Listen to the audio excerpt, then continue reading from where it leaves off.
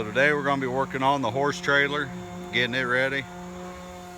My brother Brent, he's inside right now. He's sanding the inside. It's got all kinds of rust on it. We'll go ahead and try to make this thing as new as possible.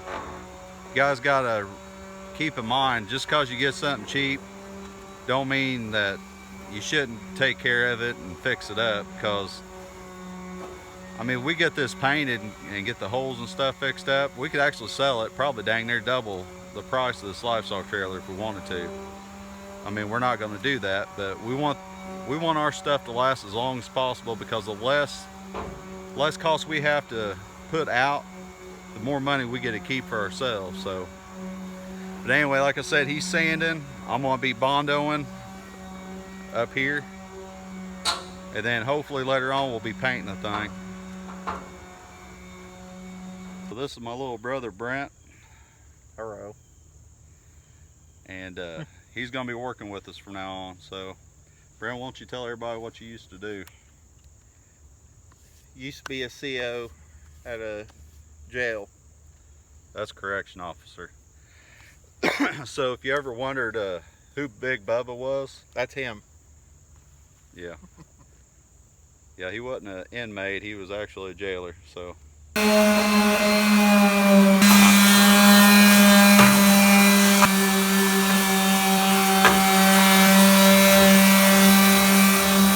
so this is Bondo.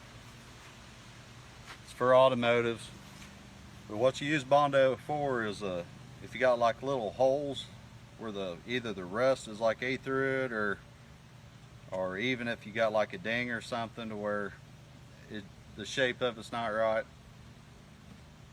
and you just want to get it fixed where it looks a lot better, you get this Bondo, and it's got hardener inside on the lid. Now if you're going to do a lot, you could use a whole can, but I'm not. So what I'll do is I'll get a piece of board or something, and I'll put that Bondo on it, and I'll put a little bit of that hardener on it, mix it up really good with a stick or putty knife, and just kind of putty it on. You know, you don't want it really thick, because the thicker you get it, the more you got to sand down later. So you're better off to go as thin as possible. You want it just raised up just a little bit. All right. So what we do is we're going to put some of this cream hardener in there.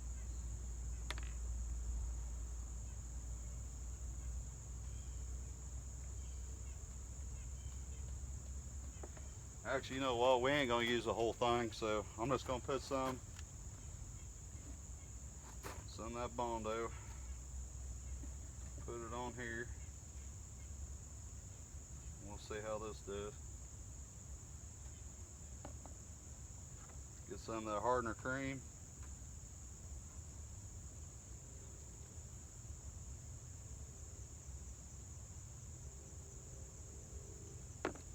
Like so. See how it's kind of turning pink?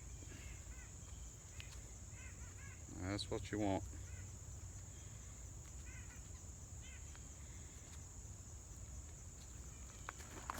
Go ahead and put the lid back on this stuff. Now again, you're better off to use a putty knife, but I didn't even think about this more when I came down. Otherwise I would have grabbed one out of the garage.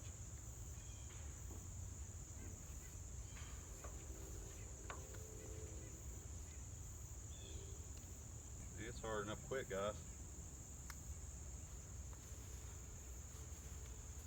Alright, so we're going to let that dry for just a little bit, and it won't take long. We'll be ready to sand it. Hi everybody. We're going to do a question and answer session for you. Yeah. A lot of people have been asking, where are we located? Yeah. We're in the southeastern area of Indiana. We live in Jennings County. So, who are we? Well, as you know, this is Chamberlain Family Farms, and Phil and I, Phil Sr., we are the ones that originally started it. We had kids and we had a farm, and then they grew up, but now we've decided to start it again, and we talked to our oldest son here because he's been interested in it. This is Phil Jr., and his wife, Jennifer, or Jen. And we have another son that is starting in with us too. His name is Brent and his wife is Tori. So, and then you're going to hear kids along the way here. But welcome. All right, so first question. Jennifer? All right. They don't know what the questions are, so.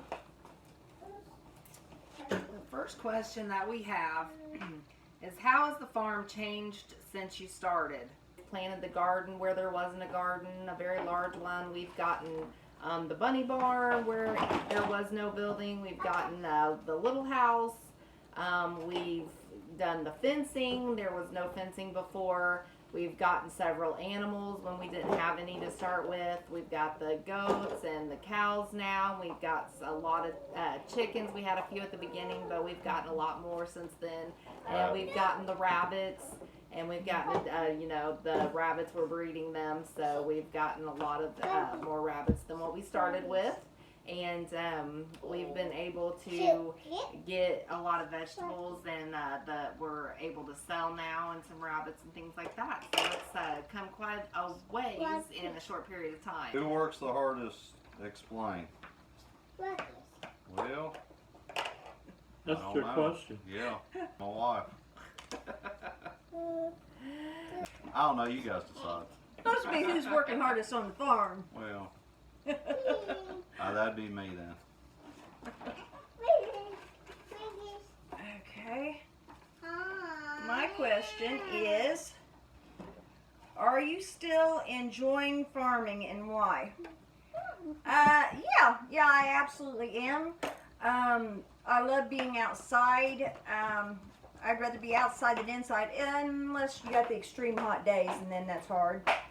But I love seeing things starting out small, like the seeds and things like that, and then growing over time, and just seeing the growth overall, whether it be the plants or the animals or just our farm, changing over time. I've enjoyed that. What will I do during the winter? That's a darn good question. I think I'm going to sleep. Hibernation. And let Philip Jr. get out and do the work in the cold. Well, we'll be planning, won't we? I'll be playing something. What are you going to plan? Get out of work. Okay. No, I got to keep driveways cleared and stuff, so if we get a lot of snow, then we'll have to do some road fixing up. And that was a good answer. All right, what is your favorite thing to do on the farm? The thing that I don't like to do is get out in the woods and get ate up by bugs whenever we're doing the fence and stuff, and I have to help Philip with that. Okay. For people in a small area, is it better to raise animals or a garden? Well, you can do both, and even in an apartment complex. So if you have no yard whatsoever, you can still get your grow light. You can grow something, whether it be herbs or, you won't be able to grow like a bunch, but you can grow some. If you got windows, you can put stuff there by the windows and stuff. And as far as animals go, yeah, a lot of places they won't let you have chickens, but like a homeowner society or whatever, HOA. But ducks are not included in that most of the time, so you could actually raise ducks. There ain't nothing they can do about it. You can raise rabbits, because that's considered a pet in most places, so you can raise rabbits. Some places with HOA, you can actually raise chickens, you just can't have no roosters. So you really just need to check and see what your paperwork says, what you signed off on. And most places don't say nothing about quail either, which that's kind of small for me, but Rabbits are pretty quiet, and we even talked about worms. yeah, you can raise a worm garden too, that's right. Well, and going back to the plants, what they call container gardens, like 5-gallon buckets or big cottage cheese things or something like that, the containers. And have near windows, so yeah. And as far as that goes, you don't even have to own land. You'd be surprised if you just go talk to people that actually have some land. Maybe even a neighbor just got a yard or something that they ain't doing nothing with. A lot of people let you go ahead and do a garden there as long as you let them have some fruits, veggies, and stuff like that. So it's just a matter of getting out there and talking to people. What has surprised you about farming? Probably the one thing that has surprised me most recently are those stink bugs. They killed all my squash. So that surprised me. And because we're trying to do things all naturally and organically, I couldn't just run out and get chemicals to take care of those. I have since found some things that are organic, but it's too late on that. So that has surprised me. Other things that have surprised me is just how much we've been able to accomplish in a few months, and how our farm is starting to really shape up and look good. I'm really liking that.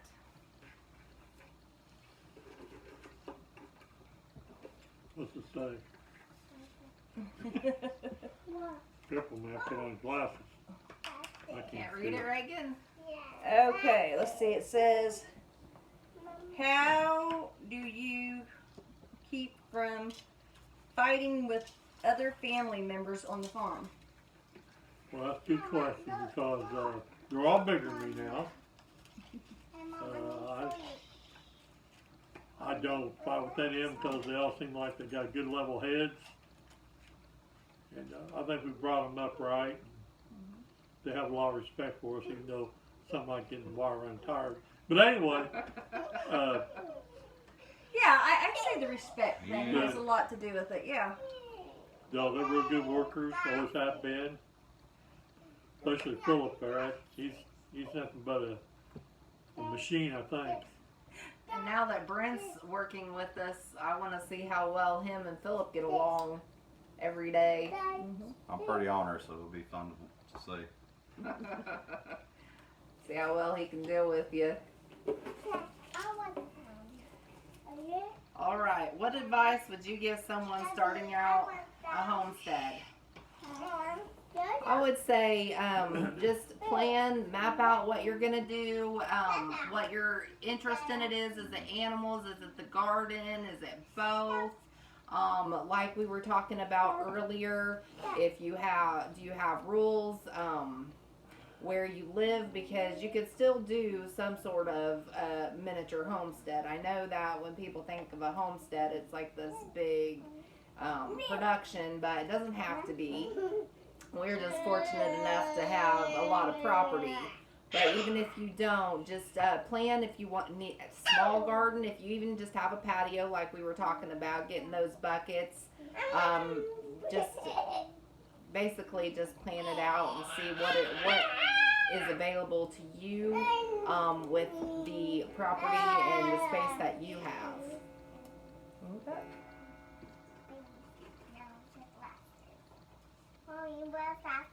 Who started the YouTube channel and why? Well, originally I started it. It was more of a I don't know. I'm the kind of guy, whenever you say something, you need to keep your word. So by putting that out on Facebook, what I was doing, it kind of pressured into it. And then Mom, she actually started the Chamberlain family one. Well, yeah, the Chamberlain Family Farms. I started that, yes, and Dad here too. So that's how that started. Yeah, and I did that because I saw some of what he did, and I thought, well, you know what, that would be a nice addition to our farm, kind of like what he had started, and it's just kind of grown from there. But now these two have kind of taken over the duties of it, even though we're all involved in it. Right here, we're equally involved in things. Maybe not equally physically and that type of thing, but as far as our dedication to the farm.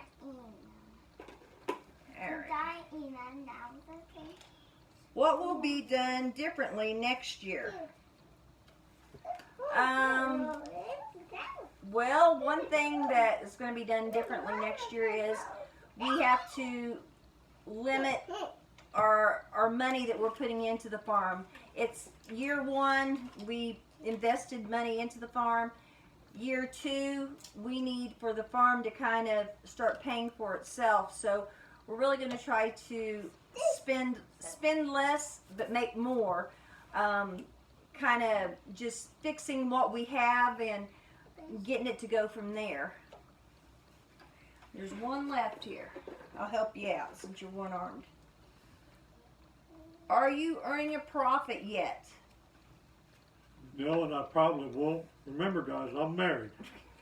So, Truth. I'm just kidding. I'm not getting anything. Probably be a walk for me. I think everybody else will get it before me. Well, year one is about getting started and, you know, practicing and things like that. So we didn't expect to earn a profit. Do you think we will year two? I don't think, personally, I don't think we'll be making enough to really have like a bunch of money in our pockets, but I'm telling you, I did not know that pawpaws would be such a big thing because, to tell you the truth, I came from the city and I had never even heard of them, even though I've lived in Indiana my whole life until I moved down here. And everybody wants pawpaws. So right now, since we have a lot of them, that is a big thing. So yeah, that's our seller right now. Well, we want to thank everybody for listening, and hopefully you're getting to know us better. We would like for you to subscribe if you haven't. We enjoy all of you. But we'd also love to hear, you know, questions that you may have or your comments. We've loved reading your comments, and we try to make sure that we answer you back personally. We look forward to hearing from you. You can contact us by email at chamberlainff@gmail.com. Like us and subscribe to Facebook and YouTube at Chamberlain Family Farms. We're also available on Rumble at Chamberlain FF. We really look forward to hearing from you. Give us some ideas. Bye.